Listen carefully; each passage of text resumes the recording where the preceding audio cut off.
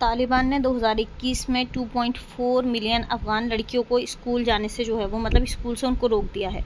तो दुनिया का एकमात्र ऐसा देश है जहां लड़कियों की पढ़ाई पर आधिकारिक जो है बैन लगाया हुआ है। जानते हैं इस खबर के बारे में विस्तार से, मतलब क्या क्या जो है वो इसके बारे में बताया गया है। तो वीडियो में लास्ट तक बने रहिएगा। सबसे पहले हम बात करते हैं मुख्य खबर के बारे में। तो तालिबान सरकार जो है वो अफ़गानिस्तान में है यहाँ पर इस समय, और यहाँ पर जो है वो सेकेंडरी और हायर एजुकेशन में लड़कियों और महिलाओं पर जो है बैन लगा दिया गया है। अगर हम आंकड़े की बात करें, यानी कि कितने जो है वो मतलब आंकड़ों पर लगाया गया, तो 2.4 मिलियन लड़कियां जो है वो स्कूल नहीं जा पा रही हैं, यूनेस्को की रिपोर्ट के द्वारा जो है वो ये बताया गया है। इसके अलावा अगर हम बात करें तो 2021 से तालिबान जो है वो सत्ता में है, और तब से जो है वो मतलब वहाँ पर ये बैन लगाया हुआ है। स्थिति की अगर हम बात करें तो अफगानिस्तान दुनिया का एकमात्र ऐसा देश है जहाँ पर ये बैन जो है वो लगाया गया है। इसके बाद अगर हम खबर के अन्य पहलू की बात करें तो सबसे पहले हम देखेंगे यहाँ पर प्रतिबंध का दायरा जो है वो क्या है। तो स्कूल की अगर हम बात करें यहाँ पर, तो ये जो है वो ग्रेड 6 से ऊपर की लड़कियों का स्कूल जाना जो है वो मना कर दिया गया है। इसके अलावा यूनिवर्सिटी में महिलाओं के प्रवेश पर भी रोक लगा दी गई है वहाँ पर। इसके अलावा अगर हम नौकरी की बात करें तो कई सरकारी NGO नौकरियों से भी महिलाओं को जो है वो हटा दिया गया है। अगर हम इस कारण की बात करें यहाँ पर, तो कारण जो है वो इस्लामिक कानून और जो सुरक्षा का हवाला है वो जो है वो यहाँ पर दिया जा रहा है। इसी के साथ अगर हम यहाँ पर इस्लामिक कानून की बात करें विस्तार से, तो सबसे पहले हम देखेंगे कि इस्लामिक कानून यानी कि शरिया को कहते हैं। जिस तरह हमारे देश को चलाने के लिए एक संविधान है, इसी तरह इस्लाम धर्म में जो है वो मतलब उसके इस्लाम के मसाइल वगैरह के लिए जो है वो एक तरीके से बुक के तौर पर है, उसको जो है वो हम शरिया कहते हैं, यानी कि इस्लामिक कानून को शरिया कहा जाता है। अब ये कानून जो है वो ये कुरान से, हदीस से और इस्लामिक विद्वानों की जो व्याख्या होती है उन पर आधारित होता है। अगर हम शिक्षा पर इस्लाम का रुख देखें तो यहाँ पर जो है वो मतलब इल्म को, यानी कि इस्लाम में जो है वो इल्म यानी कि ज्ञान हासिल करने को जो है वो हर मुसलमान मर्द और औरत यानी कि महिला और पुरुष दोनों के लिए जो है वो फ़र्ज़ बताया गया है। यानी कि अगर हम इसकी बात करें तो प्रॉफिट मोहम्मद सल्लल्लाहु अलैहि वसल्लम की जो है वो हदीस है कि तलबुल इल्मी फ़रीज़तुन अला कुल्ली मुस्लिमुन व मुस्लिमा, यानी कि इल्म दीन हासिल करना, इल्म यानी कि जो नॉलेज है इसको लेना जो है वो हर मुसलमान, चाहे वो मेल हो या फीमेल हो, दोनों पर जो है वो फ़र्ज़ है, यानी कि उसको ज़रूरी है, उसको छोड़ नहीं सकता है। इसके बाद अगर हम यहाँ पर बात करें तो ज्ञान हासिल करना जो है वो हर मुसलमान पर यहाँ पर फ़र्ज़ बताया गया है। इसी के साथ अगर हम यहाँ पर इस्लामिक और कानून को या फिर इसको इस्लामिक कानून का हवाला देते हुए जो तालिबान ने महिलाओं की शिक्षा को मना किया है, तो इसके बारे में अगर हम बात करें, तालिबान का तर्क जो है वो ये दिया जाता है। तालिबान का दावा है कि लड़कियों की उच्च शिक्षा जो है वो इस्लाम के ख़िलाफ़ है। हालांकि अगर हम इस्लामिक विद्वान की बात करें तो इस्लाम में लड़कियों की शिक्षा पर कहीं पर भी कोई बैन नहीं है और ना ही कहीं कोई लिमिट बताई गई है।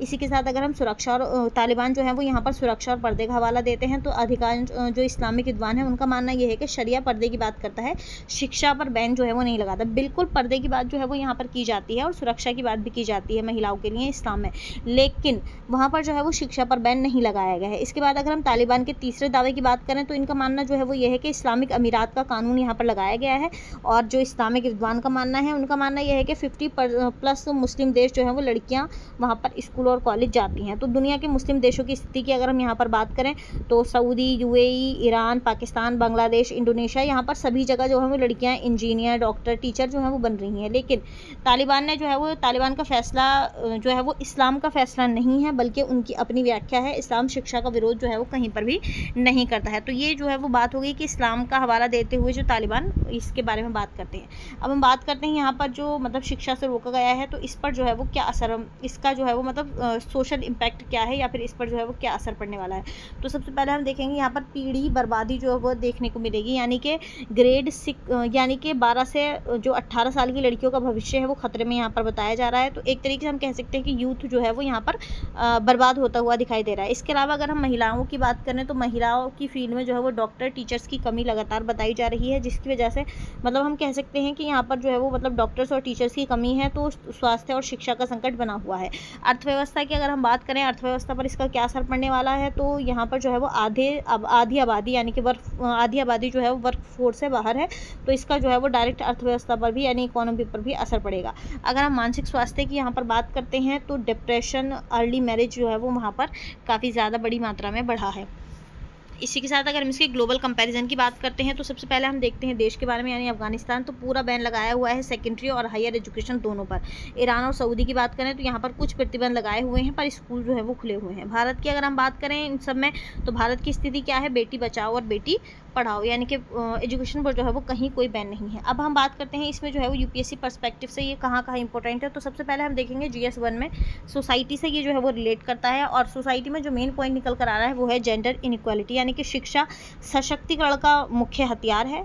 एम्पावरमेंट का जो है वो मुख्य हथियार के तौर पर शिक्षा को जो है वो यूज़ किया जा रहा है। अगर किसी को शिक्षा से रोका जाए तो यहाँ पर ये जो है वो लैंगिक असमानता के तौर पर जो है वो इसको देखा जाएगा। इसके बाद अगर हम यहाँ पर बात करते हैं लॉस्ट जनरेशन के बारे में, दूसरा पॉइंट निकल कर आ रहा है, यानी कि एक पूरी पीढ़ी जो है वो अशिक्षित रहेगी, जिसकी वजह से सोशल प्रॉब्लम जो है वो बढ़ेंगी। वुमेन एम्पावरमेंट की अगर हम यहाँ पर बात करते हैं तो SDG 4 इक्वालिटी जो क्वालिटी एजुकेशन है, और SDG 5 जो जेंडर इक्वालिटी है, इन सबको जो है वुमेन एम्पावरमेंट में इसको जोड़ा गया है। अब यहाँ पर सवाल जो है वो ये बना हुआ है कि शिक्षा के बिना समाज कैसे आगे बढ़ सकता है। अगर हम पूरी एक मतलब कम्युनिटी को, या फिर हम कह सकते हैं कि एक जेंडर के बेस पर अगर हम किसी को यहाँ पर जैसे अफगानिस्तान का हम एग्जांपल ले सकते हैं कि जेंडर के बेस पर एक पूरी कम्युनिटी को जो है वो मतलब एजुकेशन से रोका जा रहा है, तो ये क्या मतलब सवाल बना हुआ है कि एक आधी कम्युनिटी को रोक देने से क्या समाज जो है वो इस तरह आगे बढ़ सकता है।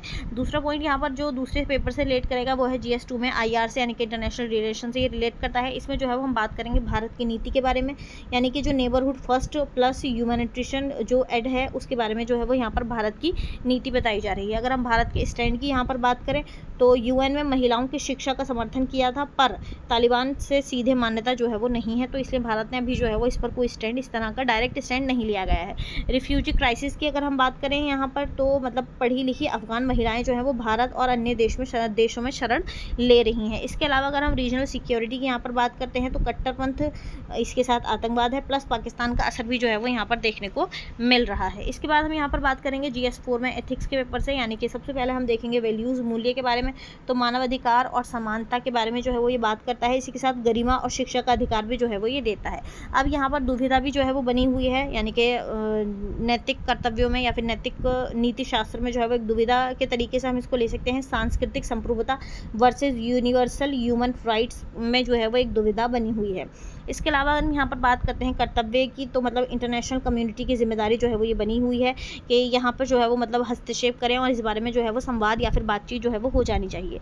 निष्कर्ष की अगर हम बात करें एथिक्स के पॉइंट ऑफ व्यू से अगर हम यहाँ पर बात करते हैं तो शिक्षा पर बैन लगाना मतलब मानवता पर हमला जो है वो ये माना जाएगा। इसके बाद हम यहाँ पर बात करते हैं वुमेन एजुकेशन में जो कॉन्फ्लिक्ट जोन है उसमें जो है वो कुछ केस स्टडीज़ को देखते हैं। जैसे सबसे पहले हम बात करते हैं अफगानिस्तान पर, तो यहाँ पर समस्या बनी हुई है, तालिबान ने जो है वो बैन लगा दिया है। अगर हम इसके समाधान की बात करें तो यहाँ पर ऑनलाइन स्कूल किए जा सकते हैं या फिर रिफ्यूजी एजुकेशन भी जो है वो यहाँ पर स्टार्ट की जा सकती है। इसी के साथ अगर हम यहाँ पर बात करें नाइजीरिया की, तो यहाँ पर बोको हार्म जो चिबॉक गर्ल्स की समस्या बनी हुई है, तो इसके समाधान में ग्लोबल कंपेनियन लगाई गई है और ब्रिंग बैक आवर गर्ल्स का स्लोगन जो है वो यहाँ पर दिया गया है। पाकिस्तान की अगर हम बात करें तो मलाला अटैक के बाद से जो है वो मतलब मलाला यूसुफजई अटैक के बाद से लड़कियों के लिए स्कूल अभियान यहाँ पर चलाए गए हैं। सीरिया की हम यहाँ पर बात करें तो गृह युद्ध इसकी समस्या है, लेकिन समाधान है कि UN जो स्कूल हैं उसमें रिफ्यूजी कैंपस यहाँ पर लगाए गए हैं। UPSC के लिए कीवर्ड्स अगर हम यहाँ पर देखें तो SDG 4 और SDG 5 और इसी के साथ जो मतलब ह्यूमन एजुकेशन है समस्या यहाँ पर बनी हुई है और इसका समाधान GS 1 और GS 2 के पॉइंट ऑफ व्यू से हमें देना होगा। अगर हम यहाँ पर बात करें तो शिक्षा पर हमला जो है वो भविष्य पर हमला माना जाएगा। इसके बाद हम यहाँ पर बात करते हैं इंटरनेशनल रिस्पांस जो है वो क्या आ रहा है इस खबर के बारे में, यानी कि जब अफगानिस्तान ने 2.4 मिलियन गर्ल्स को जो है वो एजुकेशन से रोक दिया है तो इन सब में इंटरनेशनल रिस्पांस जो है वो क्या आ रहा है या फिर भारत की भूमिका क्या रहने वाली है। तो सबसे पहले हम बात करते हैं दुनिया की सक्रियता के बारे में, यानी कि यूनेस्को के द्वारा जो है वो बताया गया है कि ये मानवाधिकार का उल्लंघन है, यूनेस्को ने जो है वो ये माना है। इसके अलावा अगर हम UN की बात करें तो अफगानिस्तान को जो एड है उसको रोकने की धमकी जो है वो यहाँ पर दी गई है। US और EU की अगर हम बात करें तो सैंक्शंस जारी रखे गए हैं, मान्यता इसको जो है वो नहीं दी है। OIC की अगर हम यहाँ पर बात करते हैं तो इसमें जो है वो कुछ मुस्लिम देश भी इसके विरोध में जो है वो लगातार आवाज़ उठा रहे हैं, लेकिन डायरेक्ट जो है वो अभी इस समय बात नहीं हो पा रही है। अगर हम दूसरे की पॉइंट ऑफ व्यू से देखें तो यहाँ पर भारत के कदम जो है वो क्या है, यानी भारत ने क्या स्टैंड लिया है या फिर भारत का रुख जो है वो किस तरफ है। तो हम बात करेंगे मानवीय सहायता के बारे में, यानी कि गेहूँ, दवाएं, छात्रवृत्ति भेजना जो है वो ये भारत का मानवीय सहायता की तरफ, ह्यूमैनिटी की तरफ जो है वो भारत का झुकाव यहाँ पर देखने को मिला है। इसके अलावा अगर हम यहाँ पर बात करें तो ऑनलाइन एजुकेशन का पॉइंट जो है वो भारत की तरफ से दिया जा रहा है, यानी कि अफगानिस्तान लड़कियों के लिए जो है वो दूरस्थ कोर्स होने चाहिए। इसके अलावा अगर हम यहाँ पर भारत की कूटनीति की बात करते हैं तो UNSC में मुद्दा जो है वो उठाना चाहिए। संतुलन भारत को जो है वो बनाए रखना है, जिसकी वजह से सुरक्षा चिंता प्लस मानवीय मदद जो है वो लगातार यहाँ पर 2 मुद्दों पर संतुलन जो है वो भारत को बनाना है। अब यहाँ पर जो है वो कुछ भारत चुनौतियाँ भी जो है वो उभर कर आ रही हैं, जिसमें सबसे पहला पॉइंट बताया जा रहा है तालिबान का, यानी कि अंतर्राष्ट्रीय दबाव तालिबान के द्वारा नहीं माना जा रहा है। अदर चाहे कितने ही कंट्रीज़ जो हैं वो उसके तरफ, जैसे यूनेस्को का मानना यह है कि मानवाधिकार का उल्लंघन है, लेकिन यहाँ पर तालिबान के लिए तालिबान जो है वो एक तरीके से चुनौती है बाकी सबके लिए, क्योंकि तालिबान जो है वो अंतर्राष्ट्रीय दबाव को नहीं मान रहे हैं। इसके अलावा अगर हम यहाँ पर एड की बात करते हैं तो मदद जो है वो सीधे लोगों तक पहुँच रही है, तालिबान तक जो है वो तालिबान तक का इसमें जो है वो कोई मतलब हस्तक्षेप नहीं है। भविष्य की अगर हम बात करें तो 10 साल बाद अशिक्षित आबादी का बोझ जो है वो यहाँ पर देखने को मिलेगा, क्योंकि अगर अभी से शिक्षा के लिए रोका जाएगा तो आने वाले 10 साल में, एक दशक में जो है वो मतलब यहाँ पर एक तरीके से हम कह सकते हैं कि जो अशिक्षित आबादी हो जाएगी उसका जो बोझ जो है वो वहाँ पर देखने को मिलेगा। अब सवाल ये है कि यहाँ पर आगे की राह जो है वो क्या निकल कर आ रही है। तो संभावित समाधान की अगर हम यहाँ पर बात करें तो सबसे पहला पॉइंट बताया जा रहा है डिप्लोमेसी की अगर हम बात करें यहाँ पर तो इस्लामिक देशों से यहाँ पर बात हो जानी चाहिए। शिक्षा इस्लाम के खिलाफ नहीं है, इस सब पर जो है वो बात खुलकर होनी चाहिए। इसके अलावा यहाँ पर अगर हम ऑनलाइन स्कूल की बात करें तो इंटरनेट प्लस रेडियो के ज़रिए जो है वो शिक्षा उन लड़कियों तक जो है वो पहुँचानी चाहिए, या फिर शिक्षा की पहुँच जो है वो उन तक हो जानी चाहिए। इसके अलावा अगर हम यहाँ पर कंडीशनल एड की बात करते हैं तो शिक्षा खोलने पर ही जो है वो आर्थिक मदद अफगानिस्तान को दी जाएगी। सिविल सोसाइटी भी जो है वो एक पॉइंट यहाँ पर निकल कर आ रहा है, जिसके अंतर्गत हम देखेंगे अंदर से महिलाओं का आंदोलन जो है वो लगातार जारी है, लेकिन खुलकर जो है वो कोई भी तालिबान जब से सत्ता में आए हैं तो कोई भी जो है वो खुलकर विरोध यहाँ पर नहीं हो पा रहा है। भारत के लिए जो है वो सबक की अगर हम बात करें, यानी कि भारत को इससे जो है वो इन सबसे क्या पॉइंट जो है वो निकल कर आ रहे हैं, या फिर किस पर जो है वो भारत को काम करना चाहिए, क्या सीख लेनी चाहिए, तो यहाँ पर महिला शिक्षा जो है एक मेन पॉइंट बताया जा रहा है। यानी कि NEP नेशनल एजुकेशन पॉलिसी के अंतर्गत जो है वो NEP 2020 के अंतर्गत प्लस बेटी पढ़ाओ को और ज़्यादा मजबूत जो है वो भारत को करना होगा। इसी के साथ अगर हम यहाँ पर सॉफ्ट पावर की बात करते हैं तो शिक्षा और संस्कृति से पड़ोसी देश को जो है वो जोड़ना होगा। ये जो है वो एज ए सॉफ्ट पावर इसको यूज़ किया जा सकता है। अब SDG टारगेट की अगर हम यहाँ पर बात करें तो 2030 तक सबके लिए शिक्षा सब तक जो है वो शिक्षा की पहुँच हो जानी चाहिए। ये जो है वो मतलब इसका टारगेट है।